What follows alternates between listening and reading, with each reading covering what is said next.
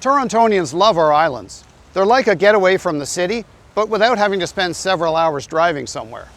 But they weren't originally islands. So, what's their story?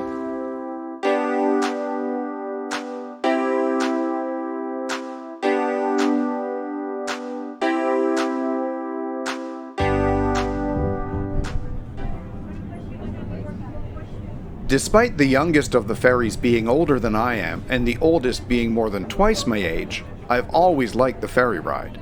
Not so much the lineups or baking in a cattle pen waiting for the ferry, followed by a crush of people who seem to be bringing all their worldly belongings as they try to push through the gate before everyone else. But once you're on the ferry, it's as if you're on holiday. You can relax and enjoy the trip across the harbor with its usually calm waters and gentle breeze, and milder temperatures than the cattle pen. Ownership of the islands was one of numerous disputes regarding the infamous Toronto Purchase Agreements of 1787 and 1805, in which the Crown obtained much of the land of the current city of Toronto and York region from the Mississaugas of the Credit First Nation, as they are known today. Those disputes, including whether the islands were even included in the original agreements, were only settled finally in 2010. This is the only significant group of islands in western Lake Ontario. They were originally sandbars, which explains what I'm standing on. So, where did the sand come from? It comes from there, the Scarborough Bluffs. These are part of the remnants of the shoreline of glacial Lake Iroquois, the larger predecessor of today's Lake Ontario, which emerged at the end of the last ice age.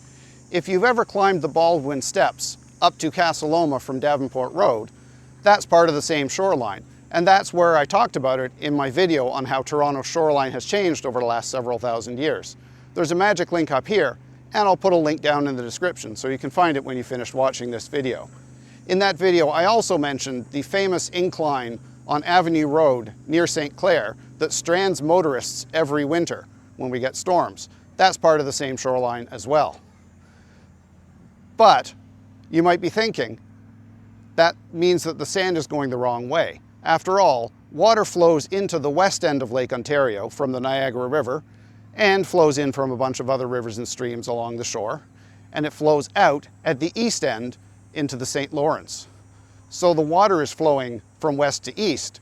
How come the sand is going from east to west? Well, the flow of water in large bodies of water is pretty complicated. There are probably people with PhDs in this. And yes, overall, the flow is from west to east, but the lake tends to have a counterclockwise circulation. So the prevailing direction that the water flows here on the North Shore is from the east to the west. And that's how the sand gets to the islands. Or maybe I should say, used to get to the islands, because that's broken now. This is the Leslie Street Spit. It's man-made, including materials such as demolition and construction debris, which is why it appeared in my video about landfills in Toronto. Links in the usual places. And this is the reason why the islands have not received sand from the Scarborough Bluffs in a few decades. As you can see on the map, it's completely in the way. You can also see on the map that the Leslie Street Spit creates a second harbor, the outer harbor between the Spit and the mainland, in addition to the inner harbor, Toronto's natural harbor. But back to talking about sand. The sand no longer flows to the islands, but the lake still erodes them, so they're now managed by humans.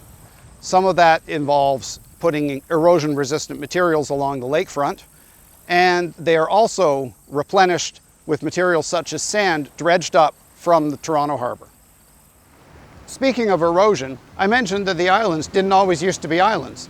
They used to be a peninsula connected to the mainland on the eastern end, with only one opening to the harbor at the western end. That's why Fort York was built where it was. It guarded the only entrance to Toronto Harbor. Now, you might be wondering, if Fort York was built to guard the entrance to the harbor, why is it so far inland? Well, that's humans changing things again. Fort York was originally built near the mouth of Garrison Creek. I talked about Garrison Creek in my video on lost rivers in Toronto. You know where to find the links. We long ago covered up Garrison Creek and turned it into a sewer. And as for the Western Gap, we moved that too. As lake freighters got bigger and bigger, the Western Gap was too small and too shallow to handle them. and it couldn't just be dug deeper because it was solid bedrock at the bottom. So instead, we dug a new channel about half a kilometer farther south and filled in the old one. Now, how did the islands become islands? A storm in 1852 washed through the peninsula at the eastern end, just over there. That new opening kind of filled up with silt, but a second storm in 1858 made the opening permanent. And since then, it's been humans again. We've been maintaining this eastern gap, keeping it wide enough and deep enough to handle lake freighters as the main entrance to Toronto Harbour. And if you're thinking, that's how Ward's Island became an island, well, I have sad news for you. There is no island called Ward's Island. Have a look on the map. It's just the east end of Centre Island. And for that matter, Centre Island's kind of a weird name too. It's not in the center. It's the southernmost island, and it wraps all the way around from the east to the west. I talked about some of the weirdness in names on the islands in my video about parks in Toronto. Yada, yada, yada.